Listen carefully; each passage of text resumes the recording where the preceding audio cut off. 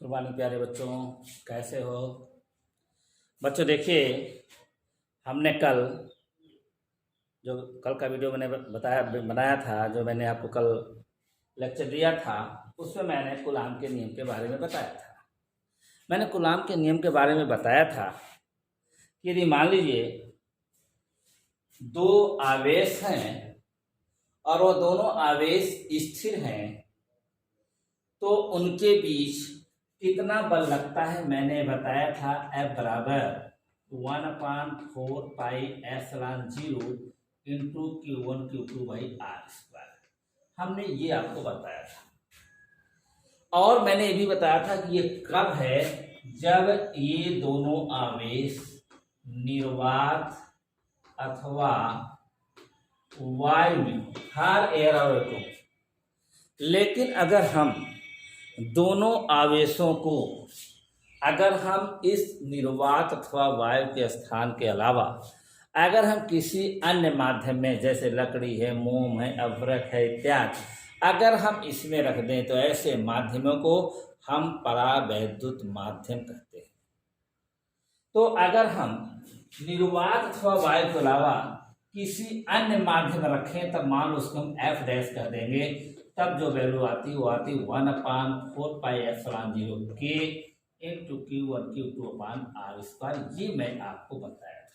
ये जो K आ जाता है, यहाँ K नहीं है, यहाँ स्मॉल K आया था, जिसकी वैल्यू ये पूरी थी, और इसी की वैल्यू होती है 9 × 10⁹ और यहाँ पे ये K आ गया।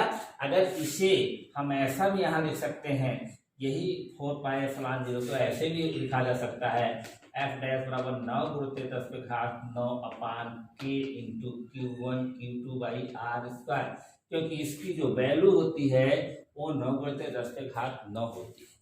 तो मेरा ये बताने का मकसद ये है कि अगर हम आवेशों को हम किसी अन्य माध्यम में परावैद्युत माध्यम रखते हैं, तो परावैद्युत माध्यम में जो वैद्युत बल का मान होता है, निर्वात अथवा वायु में रखने के रखते हैं और परावैद्युत माध्यम में रखते हैं, तो वैद्युत बल का मान पहले से घट जाता है। जैसे इस K का मान, इसे हम माध्यम का परावैद्युतांक कहते हैं। K को क्या हम बोलते हैं? माध्यम का परावैद्युतांक कहते हैं। Dielectric constant of the medium, इसे माध्यम का परावैद्युतांक कहते हैं। इस K का मान हमेशा 1 से अधिक होता है। The value of K is always greater than 1। तो अब बताइए, अगर यहाँ पे हम K बराबर 1 निर्वात अथवा वायु के लिए होता है, तो यही वैल्यू आएगी जो यहाँ लिखी गई है, 1/4πε0 Q1 Q2 by R square. अगर हम K की जगह 1 रख दें, लेकिन चूंकि K का मान 1 से अधिक होता है, अगर अन्य माध्यम में रख दें, अगर हम निर्वात अथवा वायु के अलावा किसी अन्य माध्यम में रख देंगे, तब यहाँ कैपिटल K आ जाता है, इसकी वैल्यू 1 से अधिक होगी, तो यहाँ का जो मान आएगा वो F का मान पहले की तुलना में कम हो जाएगा। अर्थात हम ऐसा कह सकते हैं कि यदि हम दोनों आवेशों को निर्वात अथवा वायु के अलावा किसी अन्य माध्यम में रखते हैं, तो वैद्युत बल का मान क्या होता है? घट जाता है। ये कल बातें मैंने आपको बताई थी। हम आज आपको ये बताने चल रहे हैं, क्योंकि आपने वैद्युत बल पढ़ लिया। वैद्युत बल क्या है? जो ये कूलाम का नियम है, यही क्या है? वैद्युत बल है। इसके पहले आपने गुरुत्वाकर्षण बल को फर्स्ट ईयर में पढ़ा है, 11th में पढ़ा है, तो हम आपको वही बताने चल रहे हैं आज कि वैद्युत बल और गुरुत्वाकर्षण बल में क्या अंतर है। किसमें तुलना हम करने जा रहे हैं? वैद्युत बल, इलेक्ट्रिक फोर्स तथा गुरुत्वाकर्षण बल, ग्रेविटेशनल फोर्स, गुरुत्वाकर्षण बल की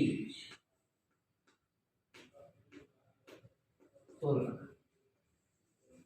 वैद्युत बल तथा गुरुत्वाकर्षण बल की हम तुलना करने जा रहे हैं।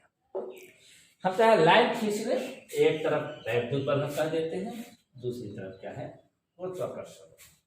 देखिए, वैद्युत बल में क्या होता है, अभी मैंने बताया था, कूलाम का नियम क्या था? दो स्थिर आवेशों के बीच लगने वाला आकर्षण अथवा प्रतिकर्षण बल दोनों आवेशों के गुणनफल के समानुपाती और बीच की दूरी के वर्ग के व्युत्क्रमानुपाती होता है। और यही फार्मूला आया था जो अभी मैंने देखा था, F बराबर 1/4 pi epsilon 0 into Q1 Q2 by R square. तो वहां पे आपने देखा कि आप लिखते हैं दो स्थिर आवेशों के मध्य लगने वाला आकर्षण तथा प्रतिकर्षण बल। तो यही अंतर हुआ कि वैद्युत बल में आकर्षण और प्रतिकर्षण बल दोनों होता है। And the electric force attraction and repulsion force both, but in the gravitational force only attraction force. अर्थात गुरुत्वाकर्षण बल में केवल आकर्षण बल होता है, जबकि वैद्युत बल में आकर्षण और प्रतिकर्षण बल दोनों होता है। ये अंतर एक हो गया। आपसे कोई पूछे तो वैद्युत बल में आकर्षण तथा प्रतिकर्षण बल दोनों होता है और गुरुत्वाकर्षण बल में केवल आकर्षण बल होता है। यहाँ आवेश दो प्रकार का होता है, धनात्मक और ऋणात्मक भी होता है, लेकिन यहाँ गुरुत्वाकर्षण बल में द्रव्यमान क्या होता है, केवल एक प्रकार का होता है। और जो दूसरा अंतर है, आपने यहाँ पे पढ़ा है F बराबर 1/4 pi epsilon 0 K into Q1 Q2 by R square. यहाँ आपने पढ़ा है F बराबर G M1 M2 by R square. वहां पे द्रव्यमान होता है, गुरुत्वाकर्षण बल में यहाँ आवेश होता है। तो यहाँ पे इस G का मान, यहाँ तो इस K का मान बदल जाता है अलग अलग माध्यम पे, लेकिन इस G का मान नहीं बदलता है। किसी भी माध्यम को बदल दे, किसी भी माध्यम पे ले जाए, कहीं पर भी इस G का मान नहीं बदलता। जब इस G का मान नहीं बदलेगा तो M1 M2 और R क्या है, फिक्स है। अर्थात यदि हम माध्यम को बदल दें तो गुरुत्वाकर्षण बल, ये जो वैद्युत बल का मान होता है बदल जाता है। अभी मैंने बताया कि वैद्युत बल का मान घट जाता है अगर हम किसी वैद्युत माध्यम में रख दें, लेकिन अगर हम माध्यम को बदल दें तो ये गुरुत्वाकर्षण बल पर कोई प्रभाव नहीं पड़ता। इसे आप Fg से दिखा सकते हैं, ग्रेविटेशनल फोर्स, और ये Fe से इलेक्ट्रिक फोर्स। अर्थात if the medium is change there is no effect in the gravitational force, but if the medium is change the electric force will be change and decrease. अर्थात यदि हम माध्यम को बदल दें तो वैद्युत बल का मान बदल जाता है और घट जाता है उसकी वैल्यू, बल का मान, जबकि माध्यम बदल जाने पर गुरुत्वाकर्षण बल पर कोई प्रभाव नहीं पड़ता। और जो तीसरा सबसे बड़ा अंतर है वो ये है कि जो वैद्युत बल का मान होता है very very greater than Fg। अर्थात जो वैद्युत बल का मान होता है वो गुरुत्वाकर्षण बल की तुलना में बहुत बहुत अधिक होता है। हम आपको प्रूफ कराने चल रहे हैं कि दो प्रोटॉनों के बीच और दो इलेक्ट्रॉनों के बीच वैद्युत बल और गुरुत्वाकर्षण बल में क्या अंतर है, कितना अधिक होता है। अभी हम प्रोटॉनों के बीच बताएं आपको तुलना करके, तो हमने बताने कि ये होता है लगभग 10⁻36 टाइम ऑफ ये, और जो इलेक्ट्रॉनों के बीच होता है 10⁻43 टाइम्स ऑफ Fg। अर्थात अगर 100 हो, 1000 हो, 3 जीरो आता है एक के साथ, और ये कितना आ रहा है 36 जीरो, और ये प्रोटॉनों बीच है, इलेक्ट्रॉनों के बाद 43 जीरो 1 के बाद। इसका मतलब आपको मिला कि 10⁻36 गुना जो प्रोटॉनों के बीच होता है वैद्युत बल का मान, ये प्रोटॉनों के बीच है। ये वाला क्या है, प्रोटॉनों के बीच है, और ये किसके बीच है, इलेक्ट्रॉनों के बीच है। कहने का मतलब ये है कि जो वैद्युत बल का मान होता है दो प्रोटॉनों के बीच जो होता है 10⁻36 टाइम अधिक होता है गुरुत्वाकर्षण बल की तुलना में, और दो इलेक्ट्रॉनों के बीच 43 टाइम्स 10⁻43 गुना अधिक होता है। मैं एक आपको बताने चल रहा हूँ कि दो प्रोटॉनों के बीच वैद्युत बल और गुरुत्वाकर्षण बल में कैसे हम निकालेंगे 10⁻36। तो यहाँ पे बेटा ये हो गया अंतर। फिर मैं एक बार बता दे रहा हूँ कि वैद्युत बल में आकर्षण तथा प्रतिकर्षण बल दोनों होता है, जबकि गुरुत्वाकर्षण बल में केवल आकर्षण बल होता है।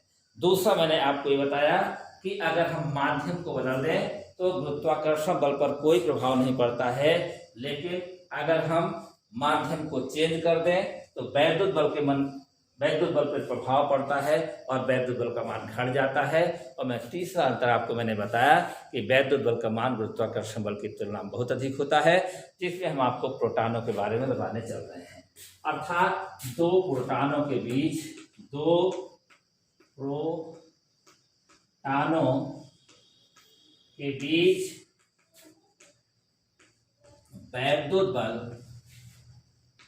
वैद्युत बल तथा गुरुत्वाकर्षण बल की तुलना, हम तुलना कंपेरिजन करने जा रहे हैं between two proton of gravitational force and electric force. तो हम सबसे पहले यहाँ लिखेंगे कि दो प्रोटॉनों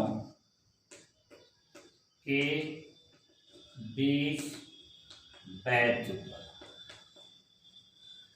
अच्छा, सभी आप लोग जानते हो, मैंने पढ़ाया भी था कि Fe बराबर क्या होगा, 9 × 10⁻⁴। Fe मीन्स वैद्युत बल, 9 × 10⁹ Q1 Q2/r²। यहाँ पे QP और QP भी लिख सकते हैं क्योंकि दोनों प्रोटॉन हैं। तो हम यहाँ लिख सकते हैं 9 × 10⁹ प्रोटॉन पे आवेश बेटा आप लोग जानते हो, नहीं जानते हो जान लो, 1.6 × 10⁻19 होता है। यहाँ पर भी 1.6 × 10⁻19 होगा और यहाँ पे हो जाएगा r²। और अगर हम मल्टीप्लाई करें तो 1.6 में 1.6 को मल्टीप्लाई करोगे 2.6 आएगा, 9 × 2.56 × 10 पे 19 ये आपको मिलेगा -38 और ये +9 है मिलेगा -29/r²। और आप इसमें मल्टीप्लाई करोगे 9 × 54 = 4, 9 × 45 = 50 के 0, 9 × 18 = 5, 23.04 × 10⁻29/r²। इसको हमने समीकरण 1 बना लिया। अब निकालेंगे दो प्रोटॉनों के बीच गुरुत्वाकर्षण बल। दो प्रोटॉनों के बीच गुरुत्वाकर्षण बल। अगर दो प्रोटॉनों के बीच हम गुरुत्वाकर्षण बल निकालें Fg, तो आप लोग सूत्र जानते हो क्या होता है, Gm1m2/r²। और यहाँ पे भी m1m2 मतलब mp लिख सकते हैं, m2 की जगह भी mp यानी प्रोटॉन का द्रव्यमान। तो आप जानते हैं तो G का मान होता है 6.67 × 10⁻11 होता है। प्रोटॉन का द्रव्यमान होता है 1.7 × 10⁻27। ये भी होता है 1.7 × 10⁻27 क्योंकि दोनों प्रोटॉन है। अपान क्या हो जाएगा r²। अगर हम कैलकुलेशन करें तो 16.67 हो जाएगा और 1.7 का मल्टीप्लाई करेंगे 2.89 आएगा। और पावर को अरेंज करिए 27 -54 इधर है -11, ये हो जाएगा 10 पर -65/r²। ये समीकरण हो गया 2। अगर हम यहाँ पे Fe/Fe में Fg का भाग करें समीकरण 2 में, 1 में 2 का डिवाइड करें क्योंकि Fe का मान अधिक होता है, तो कितना मिलेगा देखिए 23.04 × 10⁻29/r² भाग करेंगे तो r² ऊपर चला जाएगा, इसका भाग करेंगे आएगा 6.67 × 2.89 × 10⁻65। ये r² से r² कैंसिल हो जाएगा। तो Fe/Fg की जो वैल्यू आएगी 23.04 × 10⁻29, पावर ऊपर चला जाएगा 65 अपान आएगा 6.67 × 2.89।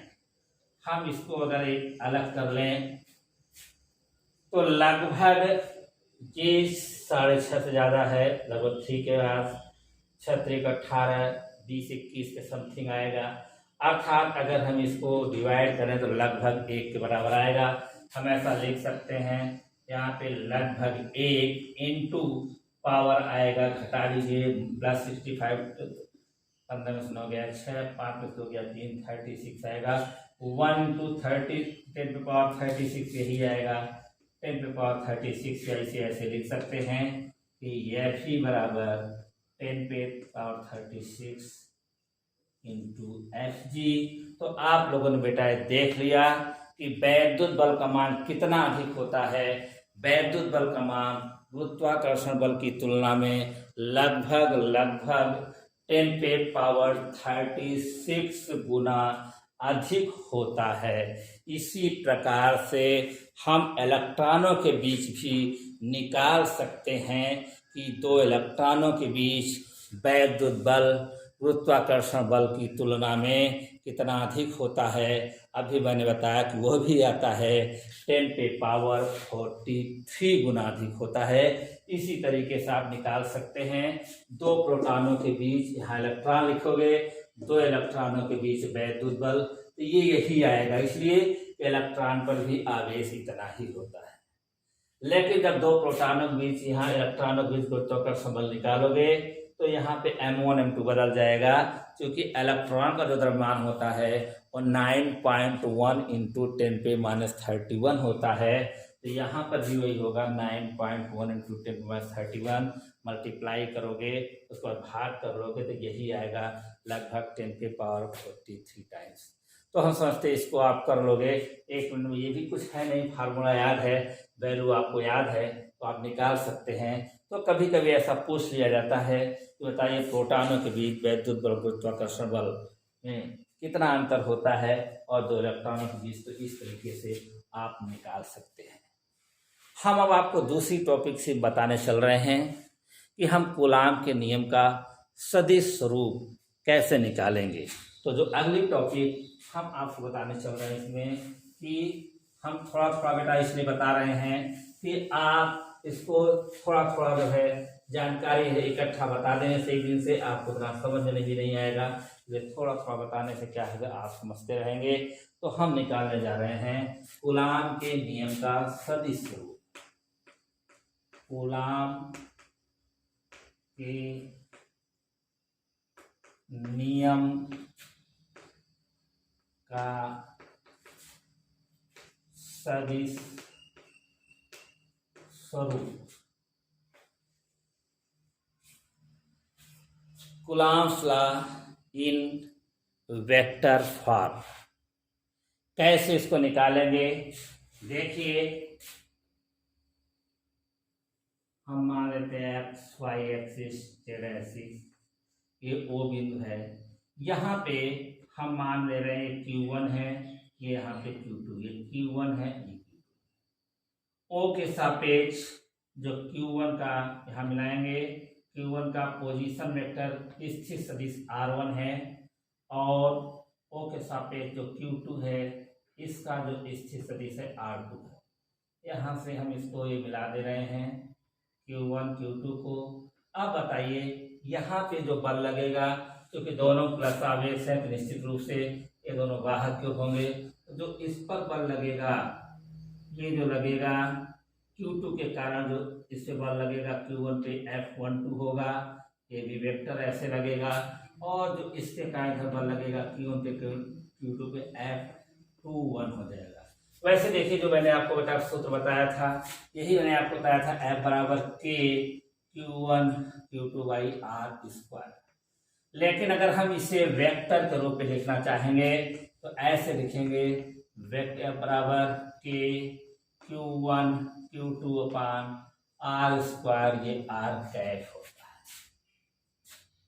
इस तरीके से यहाँ पे हमारा R1 क्या है, यहाँ पे Q1 के सापेक्ष जो स्थित O के सापेक्ष Q1 का स्थिर सदिश इसे बोलते हैं, ये R1 है, और O के सापेक्ष Q2 का स्थिर सदिश क्या है, ये R2 है। अब हम यहाँ पे अगर हम सापेक्ष इनका विस्थापन निकालना चाहें तो इसका R12 हो जाएगा, Q1 Q2 के सापेक्ष इसका R21 हो जाएगा। अब हम इसमें अप्लाई करना चाहते हैं, हम अब चाहते हैं कि Q1 के कारण Q2 पर लगने वाला बल कितना होगा और Q2 के कारण Q1 पर लगने वाला बल कितना होगा। तो हम सबसे पहले निकाल लेते हैं Q2 के कारण Q1 पर लगने वाला बल। Q2 के कारण Q1 पर लगने वाला बल, बेटा ये कभी कभी पूछ लिया जाता है। तो बल तो हम जिस पे लग रहा है Q1 पे लग रहा है Q2 का पहले हम यहाँ 1 लिखेंगे तब 2 वेक्टर ऐसे लगाएंगे। यहाँ पे हम K ही लिखेंगे कि Q1 Q2 अपान यहाँ पे हम लिखेंगे R12 स्क्वायर और यहाँ लिखेंगे R12 कैप। जैसे यहाँ पे R कैप था यहाँ R12 कैप हो जाएगा। ठीक है, समझ में आया। हम इसे ऐसे भी लिख सकते हैं कि Q1 Q2 अपान R12 स्क्वायर। और आप जानते हैं कांट वेक्टर षष्ठी में पढ़े हैं कि अगर मान लो कोई वेक्टर ए कैप है जिसको लिखते हैं वेक्टर ए बटे मॉड ए, ऐसा लिखते हैं। तो यहाँ पे ये हो जाएगा R12 वेक्टर बटे R12 मॉड, ऐसा लिख सकते हैं।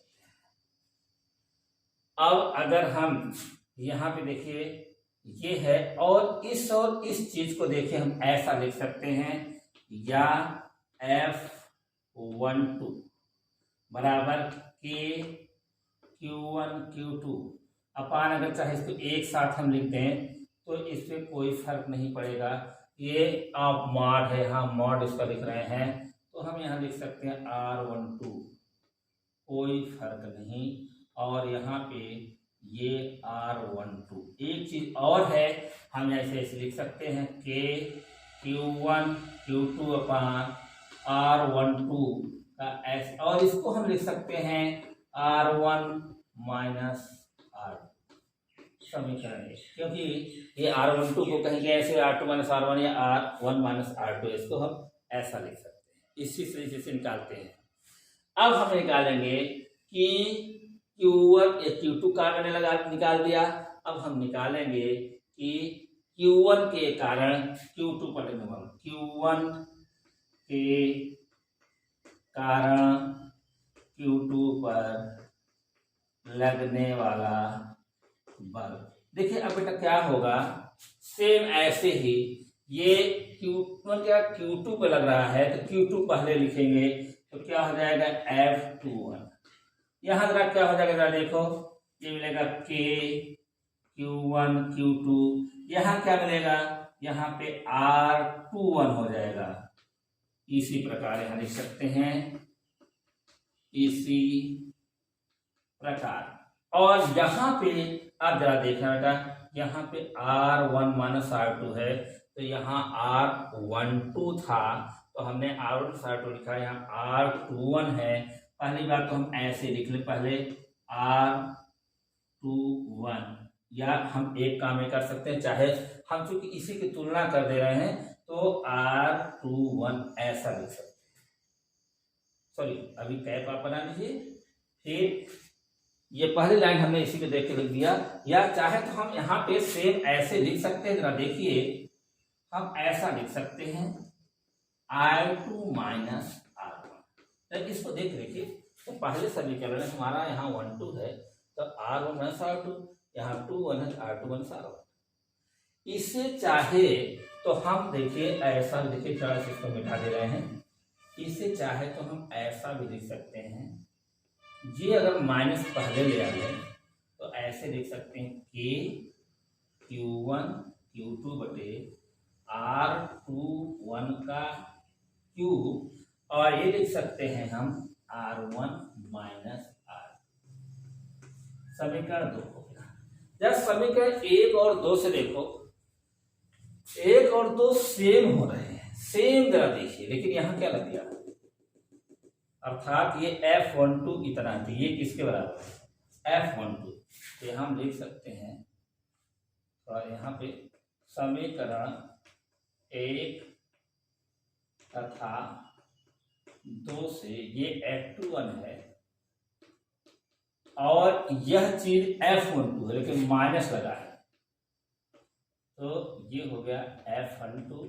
आपने क्या देखा, यहाँ ये दोनों एक दूसरे के विपरीत हैं, अर्थात यहाँ पे आपने देखा कि न्यूटन के तीसरे नियम का पालन करते हैं, अर्थात क्रिया प्रतिक्रिया का नियम जो तीसरा है उसका ये पालन करता है। तो आज की टॉपिक इतना, फिर इसके बाद अगले वीडियो में हम आपको बताएंगे। Thank you.